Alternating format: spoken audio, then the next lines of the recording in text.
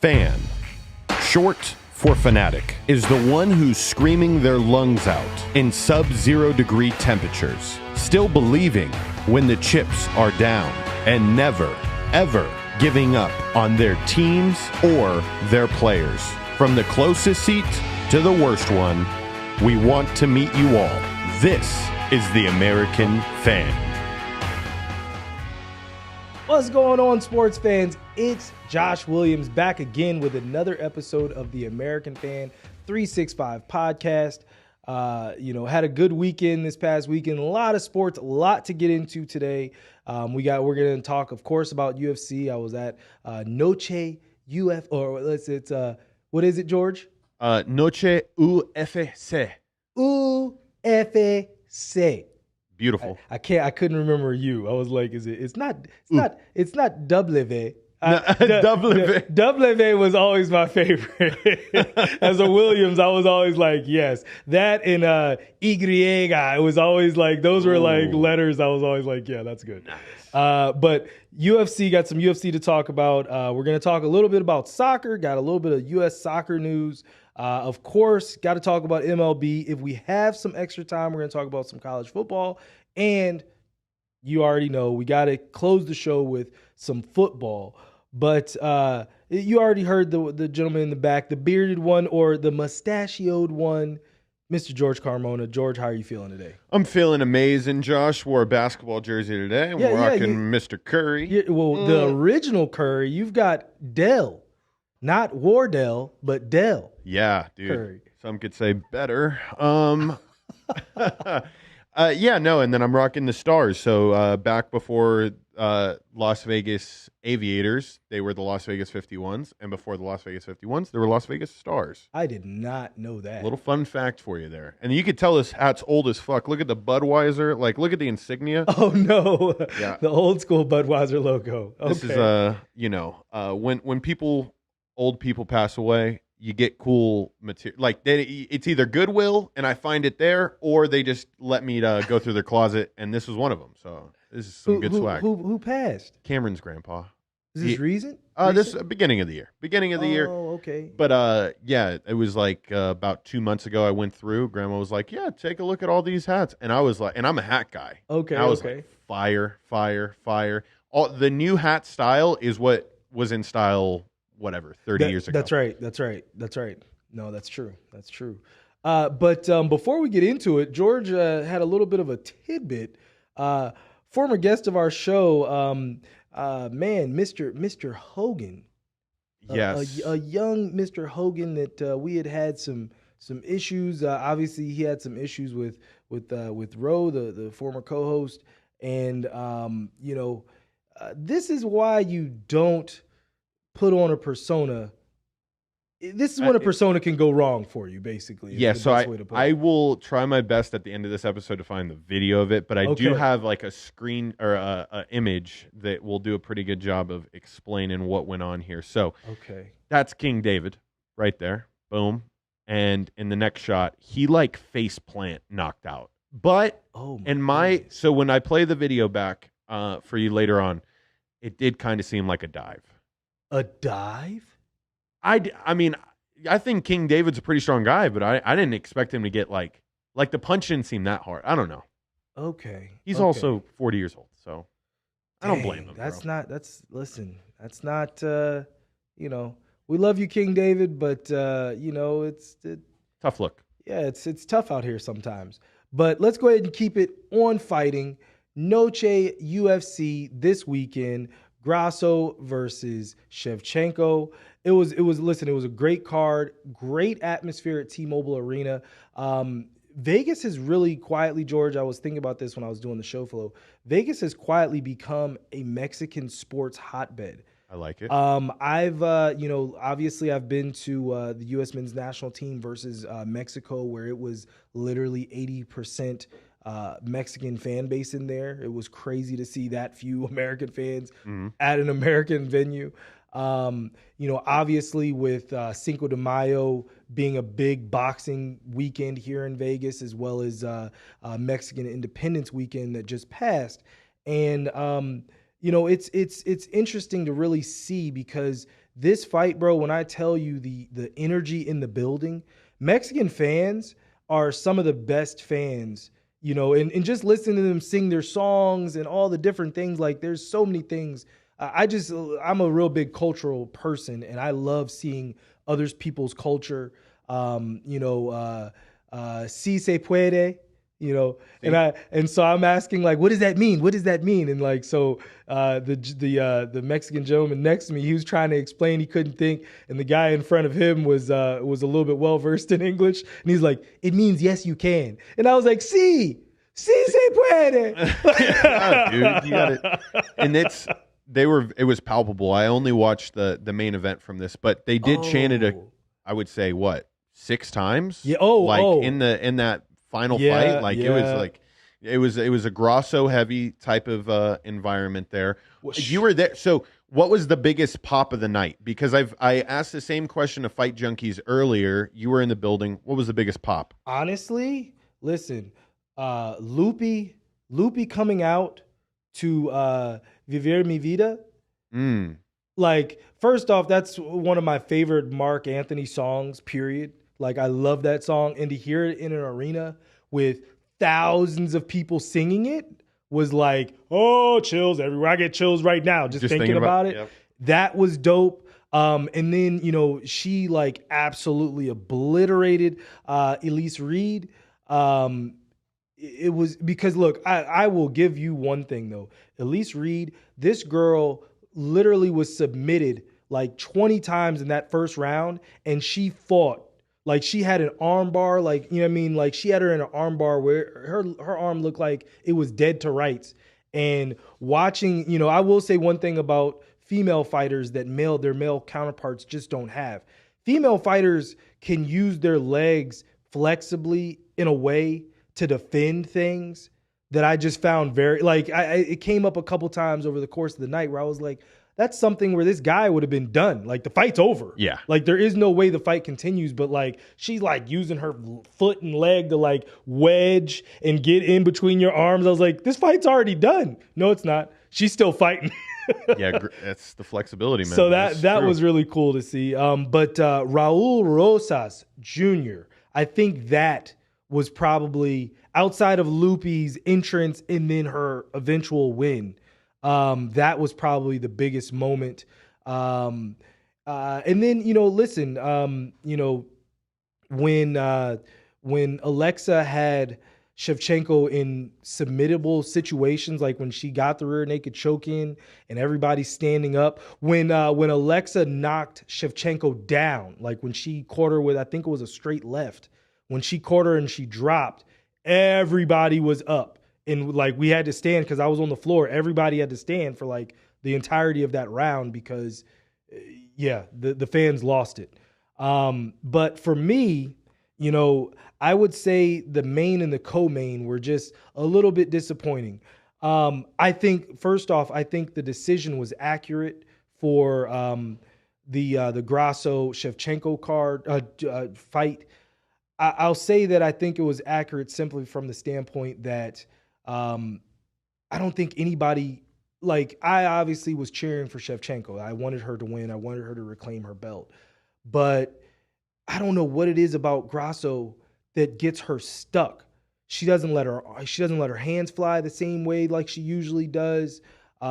She's not throwing nearly the amount of kicks. Obviously, I don't think she threw as many kicks this fight just because that was the reason why she lost the last one. But something about her style when I was shout out to Jamal Hill. Obviously, Jamal got me in the building when Jamal and I were talking about it afterwards. He was saying, "Hey, listen, she's like the only girl that's really laid hands on Schevchenko. So there is the hesitation just because if I'm wrong, I'm going to pay for it for being wrong." Yep. So, you know, but the fight itself, that fight had like so many little fights in between it because, you know, there were, you know, Schevchenko obviously won the rounds where she was able to take her down and really give her problems. And then there were rounds even in that happening where Grasso had her moments as well. So I wish obviously that if it was a draw, maybe they vacated the belt and they'd have to fight again to see who gets it. Yeah. But it's like wrestling. So it's like, if you're a draw, you keep your belt. Do you want to hear my like honest feeling about what makes a UFC champion? Because I think it's pretty simple. Okay. All right? And it sucks that it was 2 Mexican fighters that I have to use as the example for this. Okay. Brandon Moreno got taken down, 7 times in his last title fight versus Pantoja. Yeah. Okay. Not a UFC champion. You can't defend a takedown. And I understand there was things, so you had a broken hand. It was tough to break grips and everything. Couldn't defend a takedown. You deserve to lose.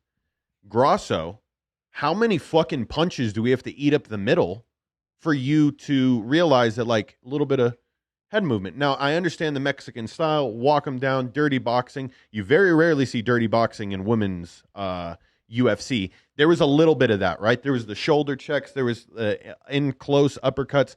I was a huge fan of that.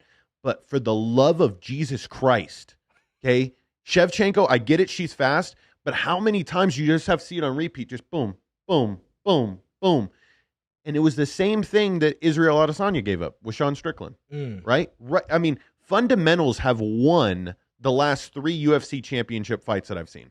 And it's so Grasso, to me, you got lucky, because I really do think Schevchenko should have got the decision there. I think had that 5th round went a little bit more even or a little better, because she got in trouble like midway through it.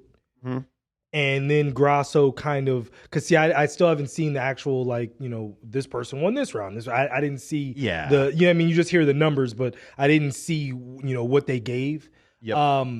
If she would have honestly taken her down in that 5th round and just laid there, I think it's her title. She wins it. Yep. It's her title.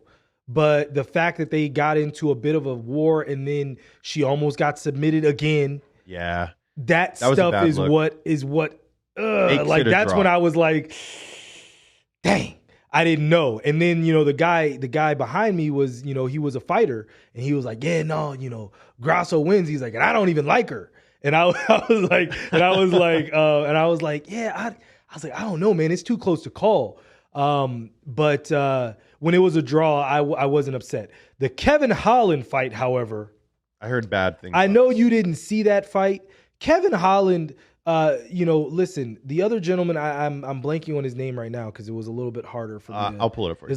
It's like two names. But I won't say that he was beaten badly, but he was I would say outclassed. He wasn't able to really get to Holland. There's a thing about Kevin Holland's style in MMA, because he does use a lot of shoulder rolls. You know what I mean? Like, a lot of punches look like they may have landed, but they didn't, because they bounced off the shoulder and, you know, went over the top of the head. Like, they weren't clean connections. The other guy couldn't even really get in on him. Jack Della Maddalena. That's right. Yeah. Della Maddalena or Madalena or something like that. For me, he just couldn't get in. So, yeah. And he still gets, and he edged out the win. So what was it? Kevin just didn't put up like a good enough. He didn't knock him down. Did Kevin get knocked down? No. So okay, there were no knockdowns. No. There weren't any knockdowns. There weren't any takedowns. It was you know, it kind of, I won't say it was a snooze fest, but I was telling, you know, the people around, because I had been interviewing people and stuff at my seat, and I was telling them, like, listen, it sucks that sometimes you have to fight this way, but I don't care about the boos. You know what I mean? It sucks because, you know, you feel because it was a compelling fight. Like, Kevin's my friend, so I'm watching and I'm engaged because, you know, I don't, you know, you never in a fight, you never know if someone gets caught. Like, Kevin was winning the fight to me, and then, you know, oh, he gets caught, and then now the fight shifts. But when they start booing, screw the boos, because I'm ranked. This isn't about what you think anymore. This is about continuing my progression upward. And yeah, not a good look. Not a good look. I didn't care for that one at all. But switching gears, we got to talk a little bit about U.S. soccer. Atlanta, George, is now soccer central in the United States. So apparently, the U.S. Soccer Federation, along with Atlanta Falcons and Atlanta United owner Arthur Blank, have announced they are building a new facility in Metro Atlanta that will now house all 27 teams run by U.S. Soccer. Arthur Blank is putting up $50 million of his own dollars towards this facility, George. And for context, the Raiders facility, the beautiful Raiders facility over off of St. Rose, it's not too far from the studio, that place cost $75 million to build. So $50 million, and that's not saying that Arthur Blank is paying for all of it. That's just saying he's covering 50. Yeah. So yeah, what do you think? How do you think this could impact U.S. soccer? I've known that it's on the rise. Part of me thinks it's because of how popular FIFA is, the video game, and I know it sounds crazy, but there is something to be said about. I've always been told it's the world sport, okay, and the fact that America has never dominated in it, we kind of have like that cop out of, oh, we have like real football, right? But in reality, I feel a lot of the younger kids in the world, they grow up on the sticks, bro. Yeah. And FIFA is one of the most popular games. I mean, it's cross-platform. Not FIFA anymore. It's FC. Is it really? Yeah. Is it recently? Yeah. Remember, FIFA stopped doing it. Last year was supposed to be the last year of FIFA, and I completely forgot. And I kept seeing like FIFA 24, and I was like, the heck is not FIFA, FC 24, and I was like, the heck is FC 24, EA? And I saw it, and I was like, oh, that's right, it's no more FIFA. Well, regardless, it's still a super popular game. Yes. So, like, to me, all right, you're mixing that with now the amenities. From what I understand about the United States soccer team, a lot of their facilities were in Colorado, right? Yes, that's where they housed Colorado, California, and then a lot of times if they had to go play in the Caribbean, I was reading in the article, they said that they train out of Florida whenever they're about to go somewhere. Okay. So now, you're just adding another hub, and why not? I'm glad to see, though, that we're making a push, because I myself cannot see us lose a FIBA championship and then consecutively get eliminated in the World Cup. All right. For the love of Christ, we need to dominate every single sport. I think we need an athletic president. All right. When Obama was in, think about that shit. Huh. When Obama was in office, we had a younger athletic president. That's fair. That's fair. Sports was popping. That's sports true. was popping. That's true. I will.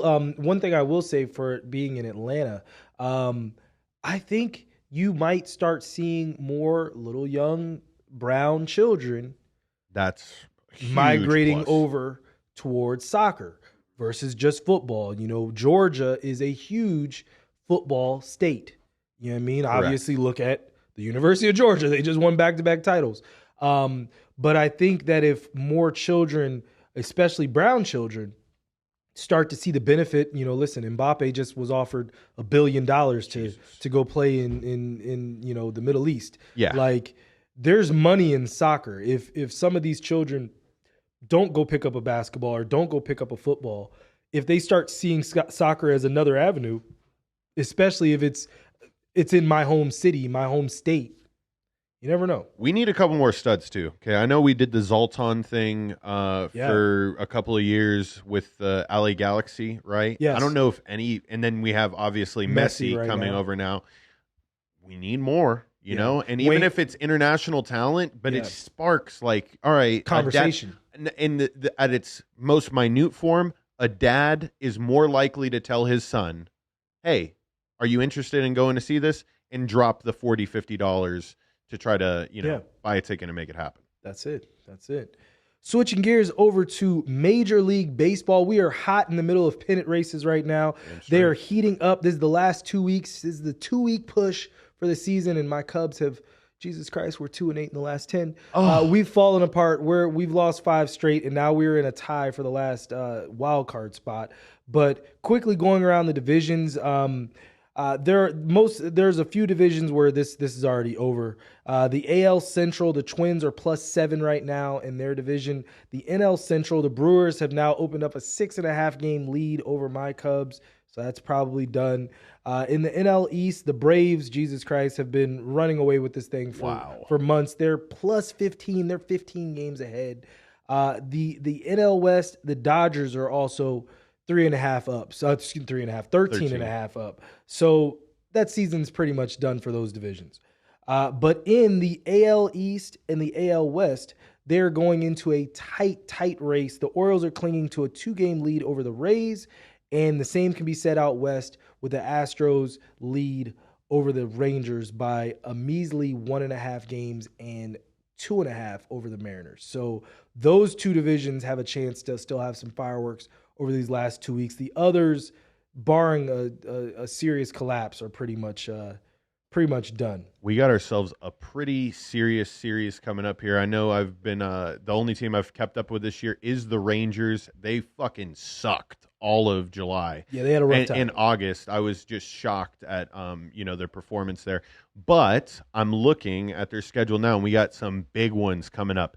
It ends with 6 games versus Seattle, who is 1.5 games behind. So Seattle was ahead of the Rangers, and now the Rangers have worked themselves a game ahead of Seattle, but they have 7 games with Seattle to close the season. So I haven't watched just about any baseball this season. I will be watching the Rangers make this push. Okay. For sure. All right. I mean, listen, there's still there. So you're telling me there's a chance? 100%. There's still a chance. There's definitely still a chance. They're 20-1 now. They were 60-1. I got them at 60-1. Then they were down to 9-1 when they were kicking everybody's ass. Then they started losing again, 20-1. If they, I have like 3 days to make this bet, because if they beat the Mariners, if they beat the Mariners in that series, I think that might go down to like 12-1. Yeah. Well, George, we were able to make it. We got it in under 23 minutes. So we are going to talk some college football. Before that, though, I have to give a shout out to our lovely sponsor here, Coco Love. Yes. The beverage of choice of the American fan. It is delicious. Make sure, if you haven't already, go pick up some Coco Love and use the promo code TAF365 and get your discount on a case of Coco Love. Switching gears over to college football. Have we finally seen? Oh, George had some too. Okay. Oh no! I was drinking. I was product. Oh yeah, I didn't see. Here, I'll do it one more time. Yeah, go ahead. There it is. A little profile for the people. I looked. I was like, oh snap, my bad. I was running in the back of George's George's drink. In college football, George, have we finally seen the end or the beginning of the death of the Crimson Tide? They limped to a win versus USSF, not UCF. Why did I put Lord? I'm sorry. Well, it's fine. They're a Florida school that they should have creamed. Should have cracked. Right? They had no business being in a fight with the Bulls. That's for sure. Yes. That's for sure.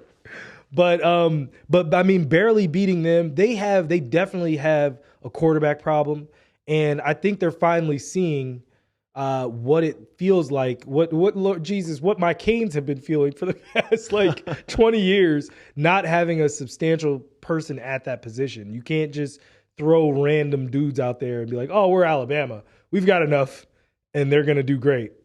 They barely beat this team. And I mean, it really wasn't until that last drive where they really finally said, hey, listen, we have 5-star guys on this offensive line and we're just going to sit on you. And there's nothing you can do about it. Yeah. I mean, and it was a game too that it was super wet. So part of me is like, do the elements play a factor in this? But it was even before it was raining that South Florida was, controlling it. They definitely were. They definitely were controlling that game for sure. Guess how many quarterbacks Alabama has on their roster? I know they have 3 because they've started 3. Yeah, I know. Well, 3 have gotten in. Do they have one more? They have 7. They have 7 quarterbacks listed on the roster. How many are red shirts? Okay, so freshmen, we have we have 1, 2, 3, 4 freshmen. So I'm assuming. Okay, and Ty Simpson got in the game. So Ty Simpson has been playing. Who else? Who else were the other freshmen, George? Dylan Longran. Okay. You have a Miguel Camboya. He doesn't even have a picture on ESPN. He probably is definitely not going to play. And then Eli Holstein is the other freshman quarterback. All of them relatively same builds, all little 6'1" guys. Small guys. Interesting. But can anybody live up to the Alabama standard, man? You can tell, and Saban's never plays quarterback roulette. Or at least that's his least favorite game to play is, all right, which one's going to get it done for us this week? Yeah. But Bama's never been built around that. Their running back is obviously their bread and butter. Gas to their engine, right? Yeah. Yeah.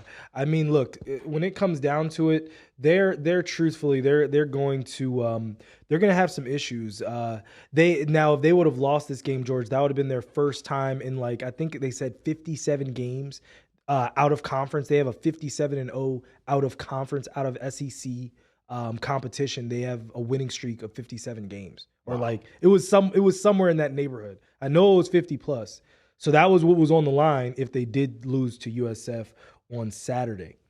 But switching gears over, after a crazy week of back and forth between Colorado and Colorado State, it definitely spilled over onto the field with the injury to Travis Hunter. But listen, Colorado got it done. Colorado State definitely was the more veteran-laden team, and they were doing some dirty things in that game. But Colorado won. Now the real test comes, and that's in Oregon. George, do you think they can actually pull this off and get the W? That? Back to life, back to reality. The Buffaloes are fucking going to start getting just put on by teams, okay? I think Colorado State did a good job of showing the blueprint of how to – because I think Colorado State played them better than Nebraska and TCU. So, shout out to Colorado State for the way that they prepared. They had a kid on that D-line, McNamara. I pray to God my brother doesn't have to play against him. He is a problem. Really? Oh, yeah. This dude's they were hyping him up. He's like, this is an NFL edge rusher here. But getting pressure on Shedeur, he did not feel comfortable. But then also not having the Travis man, I still think it would have been close. Maybe it doesn't go to overtime. Yeah. But that drive, 98 yards, crazy. They will come back to reality, though. Oregon, they, I think, want to give them that wake-up call into saying, all right, this is in Oregon. Yeah, and that's allowed. And I think if Oregon's smart, for the love of Christ, just don't give them any fuel. Don't give them the take your hat off and glasses off type of fuel. Did you hear about the glasses? Did you hear? Oh yeah, he gave every player a pair of designer glasses. No. You didn't hear. I need to post it. I was going to post it. I meant to post it today. So before we get off of Colorado, so all this, I forget I think it was Norvell or something like that, the name of the coach for Colorado State, told Deion, hey, look, listen, I'm an adult. You take your glasses off. You take your hat off when you're talking to, people or whatever. And listen, this Deion is the epitome of cool. Certain guys can just get away with it. I'm not cool enough to sit here and have a conversation with you with shades on. It's just not my aesthetic. It's not who I am. Right. I've always been, all right, I ain't cool. I'm coolish. I have swag. I'm swag adjacent is what I am. We do need to have a Coach Prime day where we come decked out, shades, and then chains. But Deion actually has a deal with Blenders. The shade or blend, I think it's Blenders eyewear. And when he gave glasses to The Rock and to Pat McAfee on game time or game day, sales went through the roof of his glasses. Oh my God. And so Deion made over $2 million over the weekend. So I was going to post it and say, checkmate, because you idiot, you just gave me money. But thanks though. I appreciate you. Yeah. Wow. Yeah. That sounds like, I was like, he didn't see that one. Yeah. I saw that. I was like, wow. What are the chances Deion gifts Colorado State a pair of shades? Every player. Just send it. Just send it. Norvell would fucking burn. He would You set those boxes on fire right now. You don't deserve these shades. Oh my God. What if he like freaking had a buffalo like walk like boxes of oh my God shades onto their campus? Yeah, that's some high level trolling right some there. Yak trap. But UNLV, George. Yes. They beat an SEC opponent. Now, granted, everybody says this. This opponent should probably get relegated out of the SEC, but Vanderbilt is still Vanderbilt, and they beat a Vanderbilt team at home. One thing I will say, because I need to do this, George, please text me sometime during this week. I need to go over to UNLV and see if I can get us credentialed so we can start going to games. Yes. UNLV, I was talking to a gentleman that actually knew someone on the coaching staff the other day. Please lower the cost of your tickets to the college games so fans can start to go. Because $70 and $80 to see a team that frankly has been trash for a good chunk of time out here isn't conducive to really building something. And I think they can really recruit their behinds off if they actually build an environment where fans come and get excited to be a part. Like, that should be the one game in town where it's like, we can all go to Allegiant. Yeah, no, it's $20. It's $10, and I'm sitting 20 rows back. Like, do you understand what I'm saying? It's $100. 100%. Like, bro, like, I'm not going. Like, when I took my dad, it was $200. Have fun, Dad. We ain't coming back up in here, not for this. My parents and uncle have been season ticket holders for like 30 years, right? And you know, like how every year there's that salesperson that has to like call up the people and be like, hey, Rigo, I just wanted to just check in and make sure that you're still down to re-up on the tickets. I do want to tell you, though, that your ticket prices have been increased. So whenever my uncle hears this, my uncle always asks them, tell me why.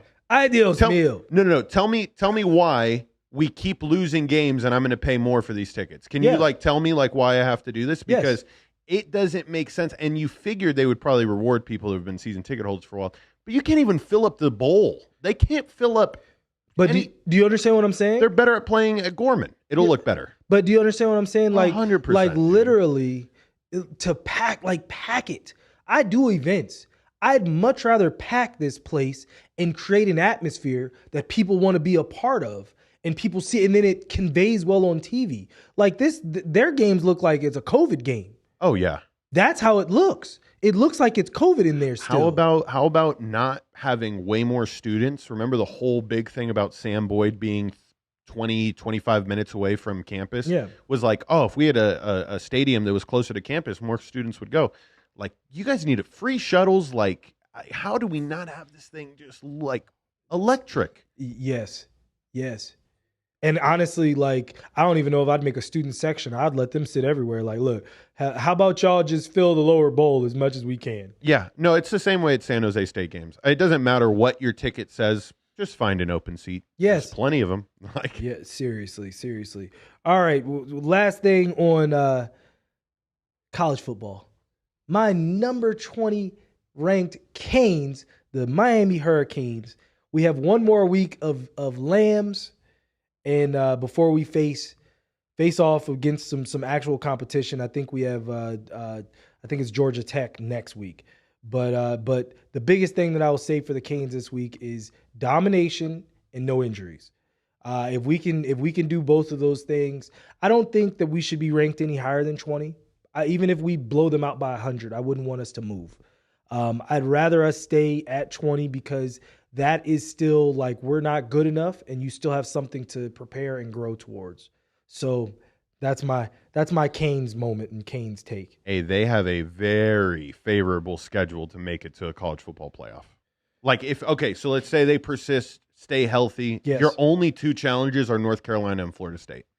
You have to, and obviously. Actually, you can lose to one of them and then beat them again in the ACC championship game and still make it. Clemson is still Clemson over there. Oh, yeah. I didn't see the ranking next to Clemson's name because they're non-factors, Josh. They're NIFs. Listen, I was at the game where I literally just, that's so funny you bring this up. I literally just on one of the Canes pages on Instagram, it was an Al Golden post. Like it was the last time that we had beaten an SEC team, which was Florida. And this was like 2009 or something like that. And I was at the Al Golden game where Clemson gave us like 60 and he got fired the next day. So I still mind my scars, please, sir. I will. Okay. My apologies. Not so favorable schedule. They got to play really good. That's right. We still got work to do. Keep working, Canes. We'll throw up to you, but you keep working. Job finished? Switching gears. Job not finished. Switching gears. We're going to finish out with NFL.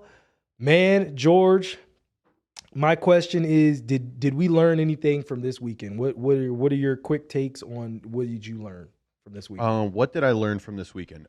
Blitz rookie quarterbacks. If I don't see the Saints do this tonight, I literally will throw my phone at the television. The Colts versus Texans game, you had the Colts that allowed 0 sacks. You had the Texans that allowed 6 sacks. When I watched that game and I saw the pressure that was applied by the Colts to the Texans, I was like, oh, this isn't that hard. He's a rookie quarterback. Just send infinite amount of heat. Like what's the dude who coaches in the XFL now? They called him Dr. Heat for a while. He coached for the Jets when they gave up a Hail Mary play. He ran like a blitz against the Raiders. Greg Williams. Greg Williams, Dr. Heat. Greg. You should have just said former Redskins DC or former Bills coach. He was the Bills head coach. On a podcast I listen to, they call him Dr. Heat because he dials it up. Yes. No, I don't want to talk about the cover 0, George, that we freaking gave up a daggone game. Anyway, then you brought it back home. Okay. That was for my team. Enough of the scar. Okay, so I did learn that we got to blitz rookie quarterbacks and you'll win games. Okay. And other than that, have the Chargers gone stale, Lee? That's a headline that would probably read in Los Angeles this morning, because the Chargers, I mean, I know the Titans are a rugged team. They bring everyone down to their level. They have like this syrup or something that they put in the Gatorade to make everyone play a little bit worse. The Titans always have close games. But the Chargers, to me, I was like, man, are you guys really this reliant on Austin Eckler? And because I thought Justin Herbert and the pieces he has around him, I'm like, all right, you guys should be able to do this. But they've gone stale. They're still, listen, the Chargers, even during the LaDainian Tomlinson and Phillip Rivers years, they always were but. Mm-hmm. I didn't say that to Sean Merriman when he was in here, but their team, like they had a few years where they were, 13-3 and that kind of stuff, but it was always a but with them. There was always can you do it in the playoffs? Can you do it coming east and playing in the cold? Like there were always those buts for them, and I think that's still the case. I think for me, some of the early season turning points that I've noticed, I think the Bears still aren't ready. Oh God, frauds. The Bears still aren't ready. So remember all the Justin Fields MVP hype and all that stuff. I've talked about it on Veterans Minimum with Nick Deas, and I think we've talked about it in here before. Let's put some ice and put some water on that. It's crazy what a fucking highlight play will do to fans. Like, it's insane. Too much. Wait. DJ Moore. He's supposed to have 2,000 receiving yards, right? He's one of the greatest receivers. Average. Yikes. Also, Baltimore might be ready to roll. And I said on here as well, the Ravens might have enough. Now, did you see that OBJ got hurt? I think he got hurt in that game. So little things. The Ravens always have a case of the injuries. They always lose a lot of key guys, and that's what tends to derail them. But we'll see. I haven't really been watching many of their highlights, but I've seen that they've been doing well. They haven't had too many highlight plays, but the one person that has all the highlight plays, like if you're going to see any Ravens highlights, it's going to be of Zay Flowers. Yeah, they finally might have found their receiver. Their young receiver that they needed. They wanted it to be Devin Duvernay. Duvernay never really did it. Nope. And then who did they draft last year? I feel like they've been drafting when everyone's like, we need to draft a receiver. I'm like, they've tried. OBJ, please. Or I mean, Lamar, please stay. We're going to try to help you. They've been drafting dudes for years now, and it's like, hey man, dudes just ain't panning out. That's not on Lamar Jackson. Like Rashad Bateman. Thank you. Yeah, they drafted him last year in the first round. Like they've got dudes, just haven't panned out. Also, the NFC East looks like we're going to be prepped for another bar fight. 2-0, 2-0, 2-0, 1-1. Like that's the division. The Giants haven't looked great, but they fought back in that game versus the Cardinals. I will say the Cardinals have now looked decent back-to-back weeks. They've lost, but I think that they're going to be the team that's going to ruin people's tickets. Do not vote against the Cardinals. Like if you see that line, like, oh, Cardinals, plus 5.5, take it. Like they're keeping these games tight. Like, what do you think the line's going to be to play the Cowboys next week, Sunday? What do you think the line's going to be? Line's going to be at least 12.5. Agreed. And you take the Cardinals. Yeah. You take the Cardinals. They have playmakers on offense. It's definitely giving me the vibes of the Texans last year, where it's just like, they want to win so bad, but like the GM at the top's like, yeah, you're gonna take him out right now. Let's it's like 4th and 1, and it's like, oh yeah, you guys are gonna run a jet sweep or you're all fired. Don't you dare put this ball in the air right here.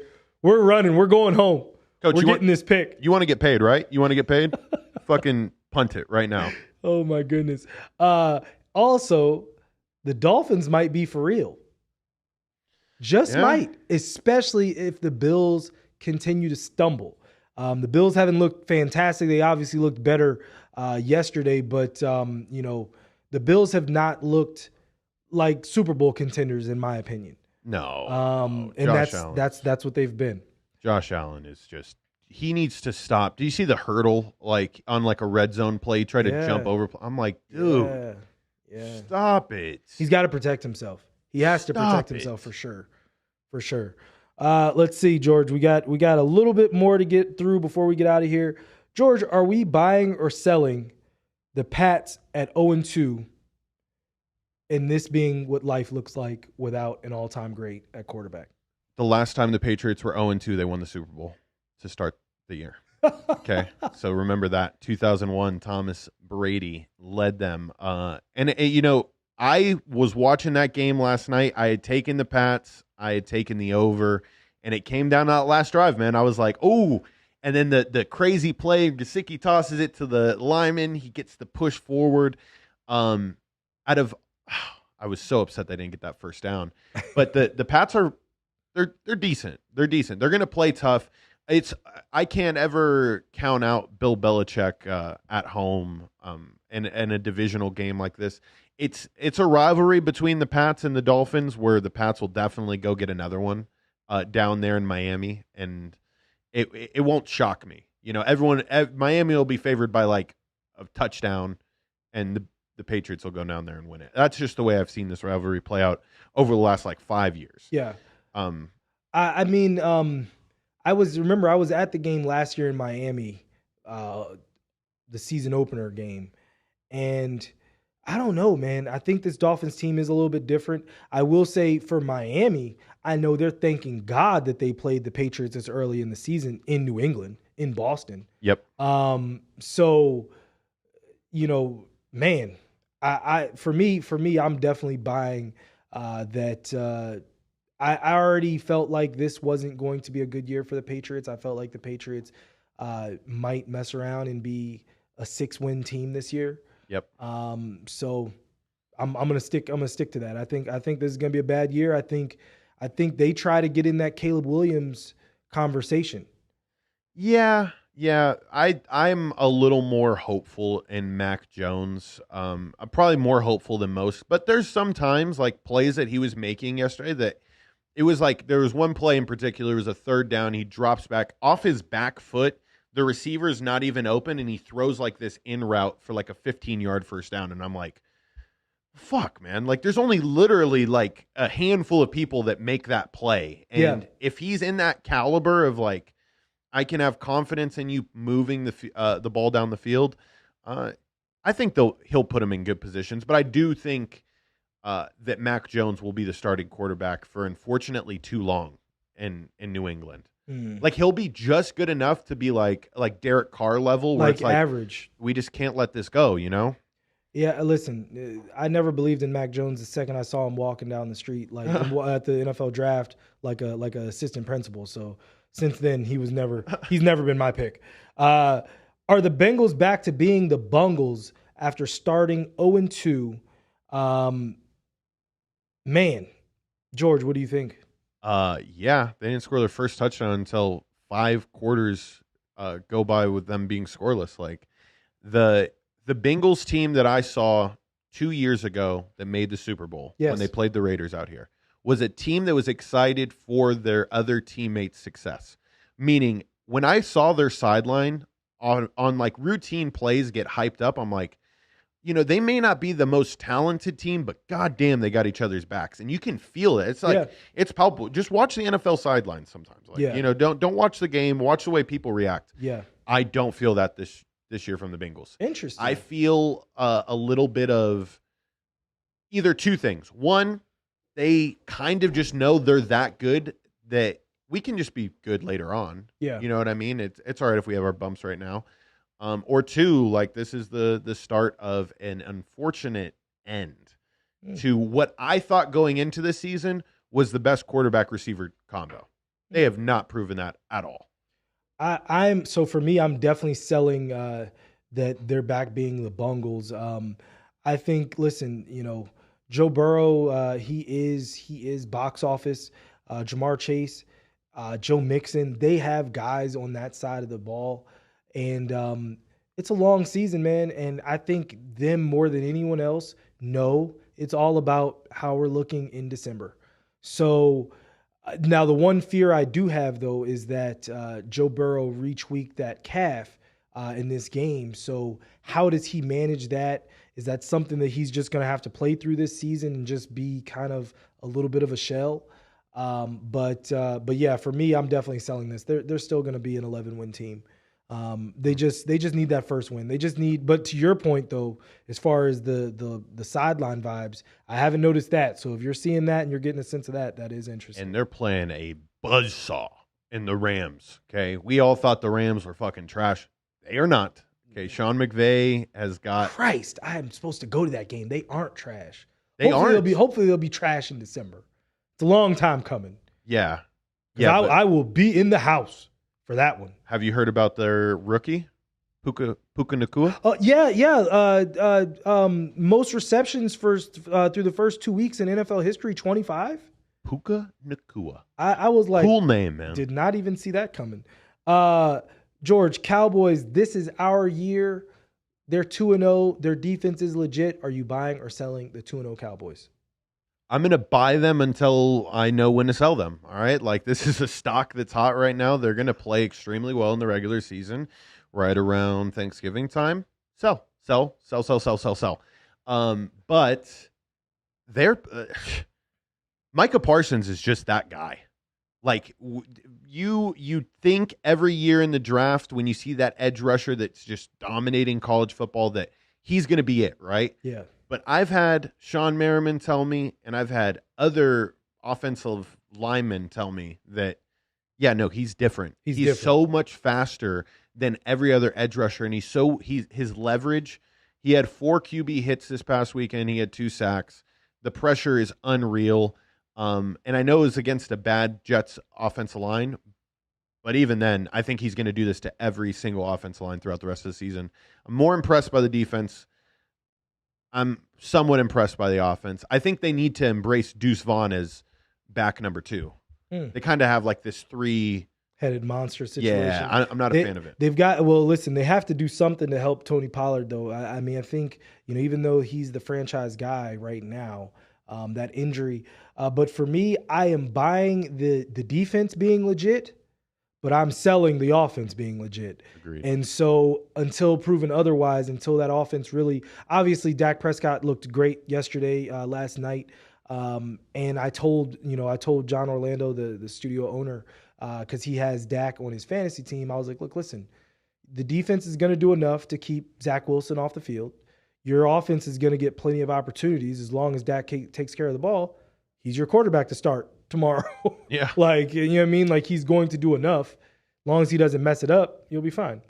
George, are you buying or selling the Buccaneers? They're ready to make another playoff push. Buy them now. People, I was telling people because everybody saw the odds come out in that first week, and they were like, "Oh yeah, there's no way the Buccaneers can repeat what they did last year after losing the greatest player of all time." However, they replaced it with Baker Mayfield. Might not be the greatest player of all time, but he's the greatest player's player, meaning he's a camaraderie guy. You know, you remember at Oklahoma him doing he did the Dougie nasty, right? Like it was not a good Doug, but he did it, right? That's a guy's guy. Yeah. That's a player's player, and that is just good enough, especially with all the talent they have. Like, I mean, we were thinking Kyle Trask was really going to start this season. The fuck is wrong with people? Baker Mayfield is light years better than Kyle Trask. By the Buccaneers. What do you think?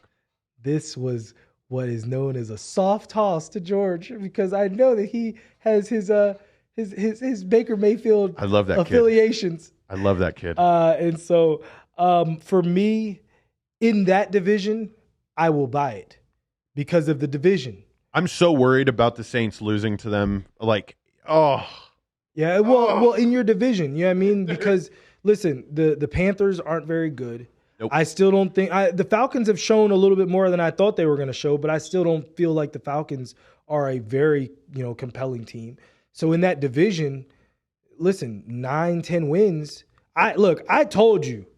I mean, you over here slurping the Saints. We're going to talk about that next, but I didn't think that division winner is going to go over 11 wins. So if they can stock wins, especially against decent teams, if they can stock enough wins just early, they might be able to do it just based off the nature of 4 games against the Panthers and the Falcons.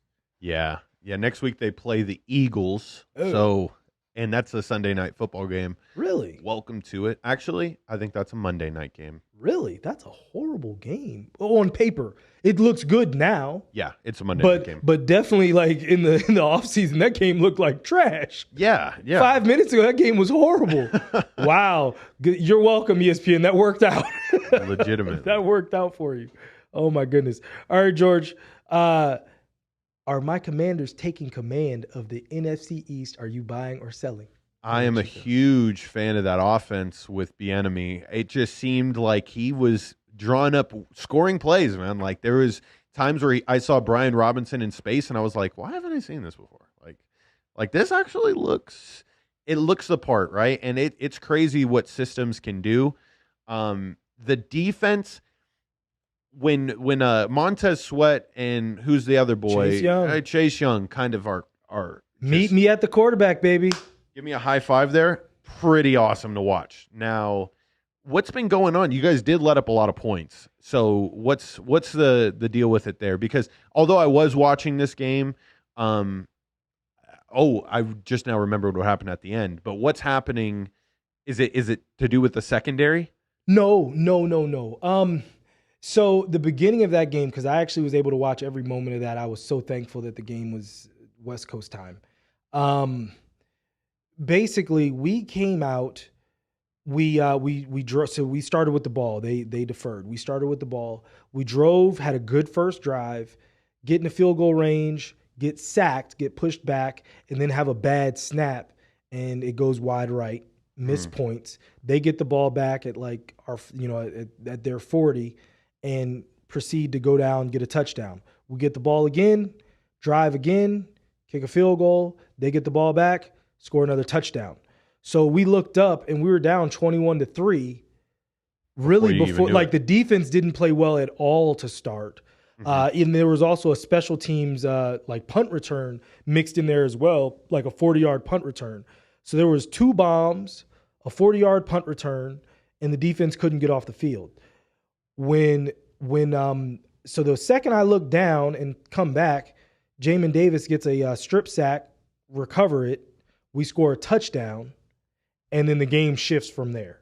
We scored 18 straight points, and I told you all, I've told everyone on this show, I said Sam Howell is going to do enough. If the offensive line can protect him, he is poised enough to get us to where we need to be. We're winning 12 games. So you pick them wherever you want them. We're winning 12 games. I like it. So, and Eric Bieniemy, I said this on the Commanders channel. He doesn't leave our building. Period. Ron Rivera at the end of the season, he just got his 100th win yesterday. Congratulations on a great career. Move it upstairs. Mm-hmm. And we keep that man because it's time. It's time. What you're seeing, what you just talked about, is we're finally actually running an NFL offense. The last 8-10 years, we've always forced a square peg to be round. I've witnessed that over and over and over again with my team, and we're finally seeing, oh, you have speed? Well, let's expose the speed. Mm-hmm. Yes! Why have we not been exposing the speed? My team always, like, I'm telling you, man, when I went to, this is 2 years ago now, when I was in Atlanta for the Washington football team at the time versus the Falcons, and it's trips left, and the Falcons are out there with a single high safety, and I'm like, Jesus Christ, throw the ball to Terry. Yeah. Like, there's no one here. And we just never would do it. It would be a run right. And it's like, bro, like, literally, they have one safety. Like, there's no one there. Terry's backside. This man can't cover that terrain, I promise you. Like, we just always, like, because, like, my view of the game was basically I was in the end zone. So I was looking at it just like I would look at it on Madden. I'm like looking at the formations like, little all 22 he's open. Yeah. Like, we're open. Yep. Wouldn't do it. So to finally see my team actually doing that is exciting. Now, let me get to the part that I saw at the end there. That Hail Mary, okay? Knock the ball down. Just Jesus Christ, knock the ball down. It was one of my, oh my God.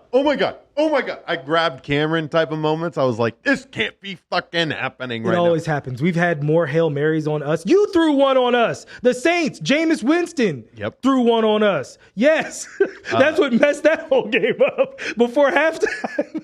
That is true. I do remember that. Yes, you do. So the 2-point conversion, my friend, this is the one. Okay. Tell me Jerry Jeudy wasn't wide open and Russell Wilson made the wrong throw. Oh, I didn't see that. Oh, fuck. Nobody talked about it because the game fucking ended. Okay, here we go. Back to me. Oh, they obviously ran the mesh concept. Okay. Obviously, you as a quarterback, you got to be patient. You got to wait and see which defender gets tripped up in the mix, and then it's boom. I mean, you're manned up down there. Jerry Jeudy's man, Russ threw it to the right side of the field. Jerry Jeudy was coming to the left. I don't know who was guarding him, kind of tripped up. I thought Russ had one of those like 2-point conversion throws where it's I can make it, right? Where it's just right over the top.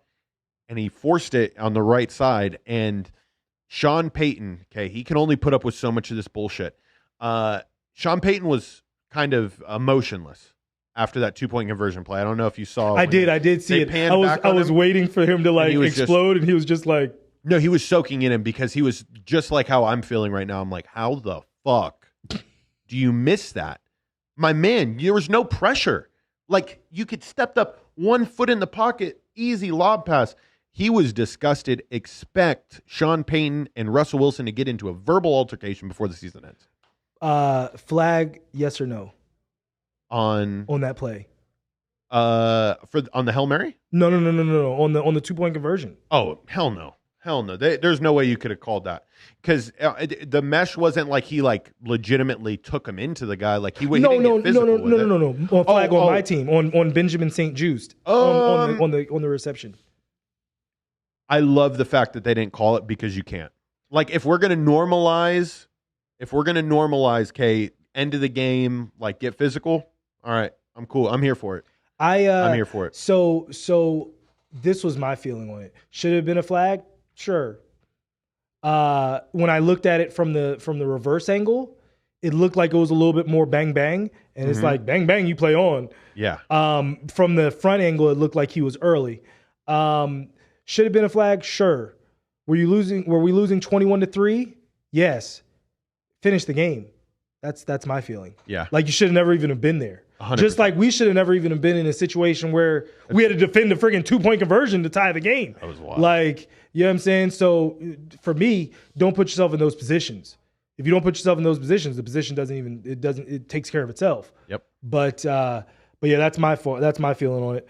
We're going to go a little bit over George. George, Monday night preview. We got to talk about your Saints versus the Panthers. Is this Bryce Young's welcome to primetime moment, or is this Saints let's go home? I think it's let's try to. If any less than 3 sacks, I'll be pretty disappointed. Okay. If Bryce Young has 60 rushing yards, we win the game. Like, meaning we've put him. He's scrambled. We have literally locked up everything. I just don't see any way that the Saints don't just put it on him. I said it in my podcast last week. I want numbies. I expect numbies. I expect us to find Michael Thomas early and often. Chris Olave. I want to see Chris Olave on some jet sweep motions. He's a fast guy. He's not just a deep threat. I'm tired of people being one-dimensional like this. Let's see. I think Derek Carr has got a city to win over, and I think a statement win versus a division foe will do that. There it is. And last but not least, Browns versus Steelers. Steelers bring the Brownies back down to earth, or Browns continue to surge upwards in the AFC North? Yeah, it's a Brown party. The little elves are going to take that division by storm. I still think the Ravens are better than them, but the Browns, they always play the Steelers stuff and just expect a very low scoring game. A lot of Nick Chubb, Yep. And lots of chubby people in the stands. It's Pittsburgh. I think the Steelers actually can come away with this one. Being on prime time, I think expect a big game from TJ Watt again. Oh, yeah. I hope he doesn't repeat what he did last year, because I did not put him in my lineup again. I put Derwin James, but Derwin James got me like 30 points, so I was all right. Mm-hmm. But we'll see. George, let's do a quick – we're only doing this in 2 minutes, so we're going to call it the NFL Minute. We're going to go down each game. You give me yes or no on taking the points. Giants, 49ers, Thursday Night Football, San Fran, minus 10.5. Take San Fran with the points. All right. I'm going the Giants. Colts, Ravens. Colts minus 7.5. Ravens minus 7.5. Ravens at home. Ravens all season long with the points. Yeah, Ravens for sure, especially if Anthony Richardson is out with that concussion. They're going to get housed. Yes. Titans, Browns, Cleveland minus 3.5 versus the Titans. Take the Titans here with the points. They make things ugly. In that game, Derrick Henry's starting to get going. I agree. I think the Titans, especially on a short week, they're going to have a short week and then have to face Henry. That ain't a good recipe. I'm going with the Titans as well. Broncos, Dolphins minus 6.5 versus the Broncos. Who you got? How is this game not minus 10.5? Please take the Dolphins and inflate that line to minus 10.5 and get yourself a nice little payday right there. Definitely Dolphins for sure. Patriots, Jets. Ooh, that's going to be an interesting one.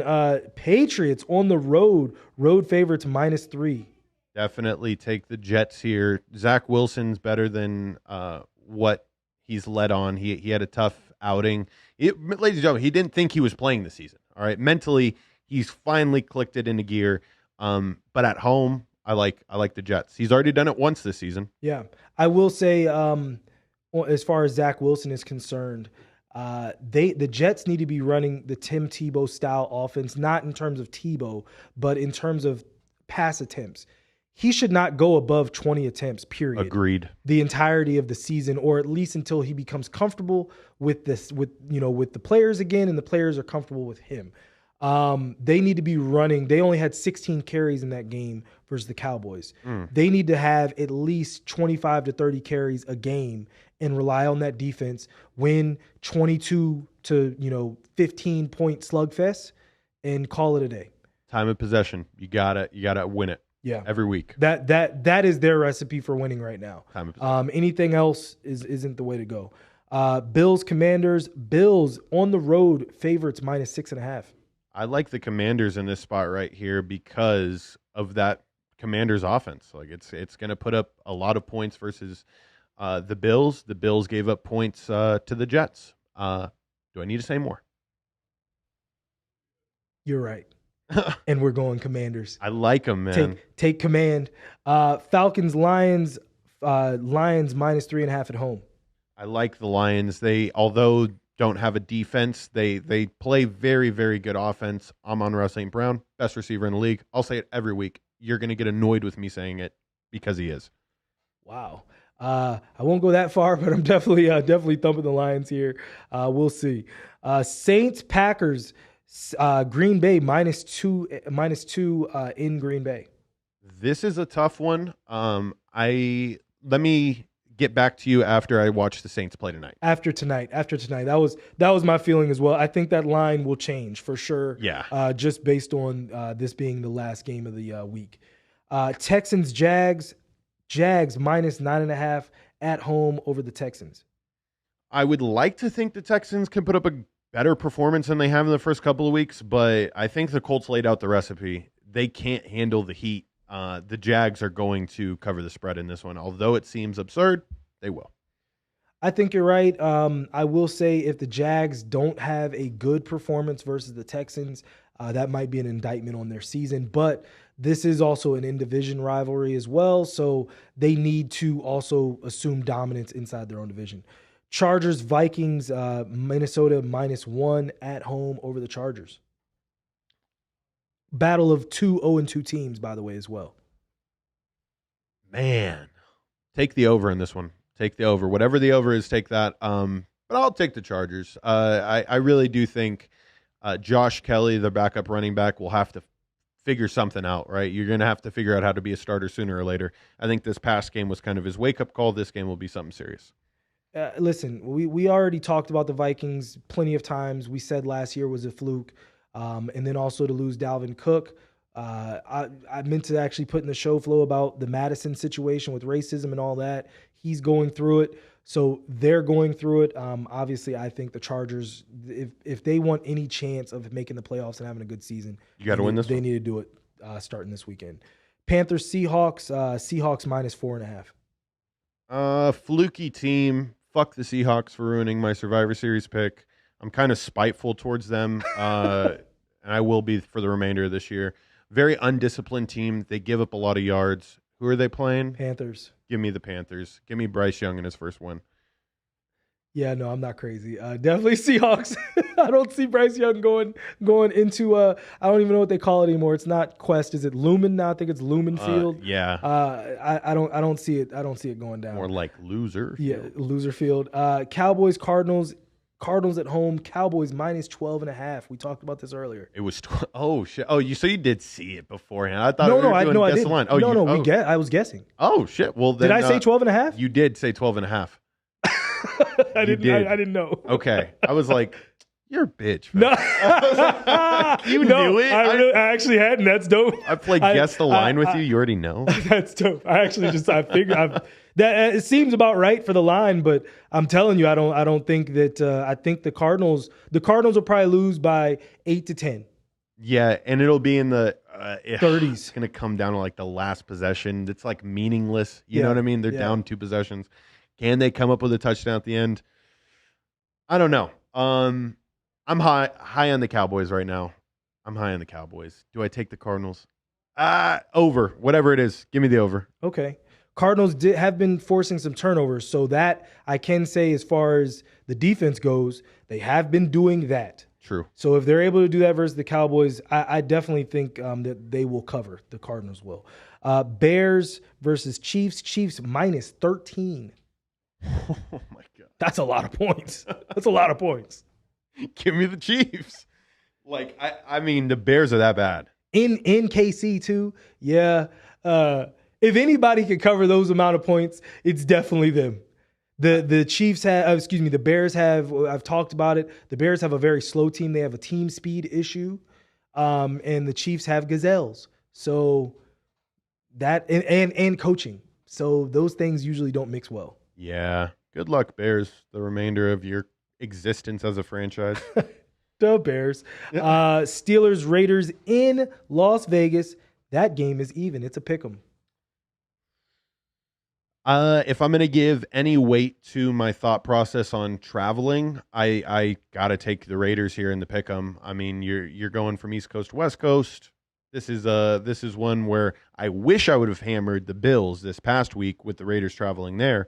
It's going to be a rough start for the Steel City. I don't think that they can't make a huge comeback and still save Mike Tomlin's winning record, but I give me the Raiders here. All right. Listen, coaching matters, and I think they definitely have the coaching matchup. I think I have to go with the Steelers, especially with it being a pick 'em. And this is another one where it's we'll see what happens tonight. Yeah, definitely will affect the way we feel about it. There's 2 Monday night games again. Jesus Christ. Eagles, Bucks. Eagles at home. Eagles on the road in Tampa. Philly -6. Take the Bucks here with 6 points. I think the Eagles run the ball well. They control the clock. It's going to be low scoring. It'll give the Bucks a chance. I think I think it's a 4-point win for the Eagles in the end. But it'll be one of those last possession situations where the Bucks just can't get it done to get that touchdown. They lose by 4. Rams, Bengals last game of the week. Bengals -2 at home. Bengals, this is not the team that you want to see right now. Wake up, okay? I would like to think that Sean McVay has the Bengals numbers, obviously defeating them in the Super Bowl. Yeah. This, like I said, this is not a team that I would want to see, even though it's a Los Angeles team traveling to Cincinnati. It's a Monday night game. They give them a little extra rest, a couple extra days to travel. And Puka Nacua. Puka shells. I want him to legitimately start wearing puka shells. I think if he works out a sponsorship deal with the puka shell company, he's got millions on the back end. He's ready to go. Well, thank you guys so much for tuning in for another episode of the American Fan 365 podcast. Please make sure you like, share, and subscribe. Smash that subscribe button. And please also share it with your friends. You know, the biggest thing you can do to help me and help the show and help the channel is to push it. Share it, retweet, do anything you can, get more and more people to watch. And that's how this thing's going to grow. So I'll see you next time. We had a good last thing. I just want to shout out Abby Jackson in the chat. Abby Jackson said that she loves the show. She was pretty much involved from the jump. So thank you for commenting throughout the whole show, giving her picks and everything. So or him. But Abby. Okay. I don't know. Oh, you know what? From Canada? Yes. You remember Abby? I met him. Okay, He's a my bad. guy. I didn't mean to call you a herd. He's a guy. He's a guy. You're good. You're good. I was like, Abby Jackson. I didn't know his last name. Yeah, I actually drove him. Shout out to Lyft. Lyft has added, I would say, at least 150 subs in different people over the entirety of the run of the American Fan. That's with awesome. People in my car. So shout out to Abby Jackson. Shout out to everyone tuning in today. See you guys next time.